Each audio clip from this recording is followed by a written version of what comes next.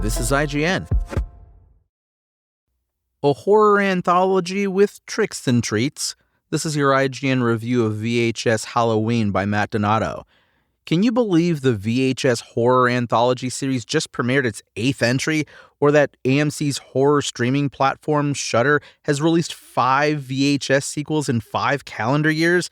You'd think that rate of output might diminish in quality, but last year's VHS Beyond is my favorite title in the entire franchise.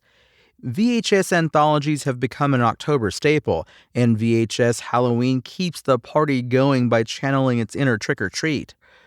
Admittedly, it's not a one-to-one comparison. Trick or Treat still holds top Halloween horror anthology honors.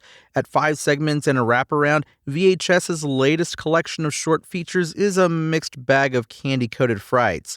Chosen filmmakers use, quote, Halloween as a starting point and spin tales of terror from festive starting points, but the ordering of each segment feels off this time around, perhaps because not every concept sticks its landing. Instead of a continuously enjoyable watch that gathers momentum, VHS Halloween periodically has to pick up the slack before we're once again howling with glee at gruesome All Hallows Eve mischief. Of the bunch, Micheline Pitt Norman and R.H. Norman's Home Haunt is the runaway winner. It's also the finale of VHS Halloween, which smartly concludes with an explosive bang of do-it-yourself backyard attraction mayhem. It's a love letter to father and son built haunted houses that pop up in suburban yards with a graphically violent twist. When a cursed record plays the Song of Sam Hain and brings otherwise kitschy homemade specters to life. The camera walks us through dungeon corridors and into green-faced witches' cottages where guests are brutally slain by Halloween decorations come to life, whether boiled in cauldrons or smashed to smithereens by burly executioners.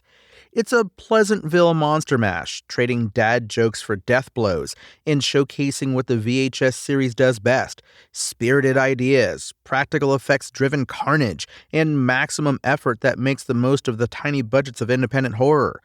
Casper Kelly's fun size is on brand for the mad genius behind Adult Swim's Too Many Cooks, or more recently, Adult Swim Yule Log.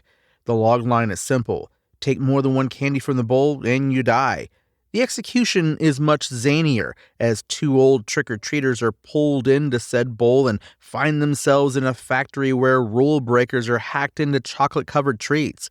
Kelly's madcap sense of humor is a little much, mixing hit-and-miss elements of a doomed rom-com into his caramel-filled recipe. But the hunt and stalk elements echo hilarious notes of the spoof Russian knockoff Five Nights at Freddy's Secret of Mimic, except with Captain Crunch cannons and cosmic brownie minions. This is what I want for my VHS entries: limitless originality on a shoestring budget that goes for broke with gusto. However, while going for broke is a bonus, the gamble doesn't always yield bulletproof results. It's almost impossible for an anthology to have no misses, given how X number of segments take their own swings versus one full-length, thought-out narrative. And VHS Halloween is no different. Her Smell director Alex Ross Perry delivers the bleakest, most vile chapter with Kid Print, which is also my least favorite of the bunch by a country mile. What feels like a Tim Robinson or a Tim and Eric sketch quickly becomes a troubling commentary on society's inability to prevent child murders. But on a personal note, it sucked me right out of VHS Halloween.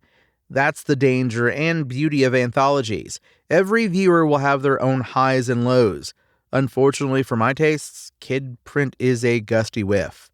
The remainder, Anna Zlakovich's Coochie Coochie Coo, Rec co-director Paco Plaza's Ut Supra Sic Infra, and Brian M. Ferguson's wraparound Diet Phantasma all get the job done to varying degrees. Zlakovich's take on haunted houses and adult baby fetishes has its fun with a nasty creature dubbed Mommy, as 2 petrified girls flee from a lactating monster worth its chills and thrills. Plaza's possessed police procedural is a little less enthusiastic, but raps on some disgusting bodily mutilation, which, hell yeah. And then there's Diet Phantasma, a ridiculous and quite rowdy horror comedy about a poltergeist-flavored carbonated beverage that keeps massacring focus group testers.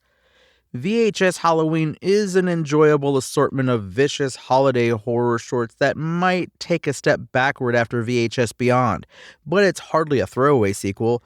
The focus on Halloween as a thematic through line starts every segment with palpable intrigue, even if not every filmmaker makes it into the VHS Hall of Fame. Expect your average anthology feature where some chapters soar, others sink, and the rest hover around varying levels of dependability. It's not like finding a razor or arsenic slipped into your favorite candy, but more like tasting those generic drugstore candy brands instead of Hershey's, Reese's, or other big hitters that grubby hands reach for every Halloween. VHS Halloween's IGN score? 6 out of 10. Thanks for listening to IGN. My name is Tony Jackson, and for the latest VHS updates, visit us at IGN.com. Spoken Layer.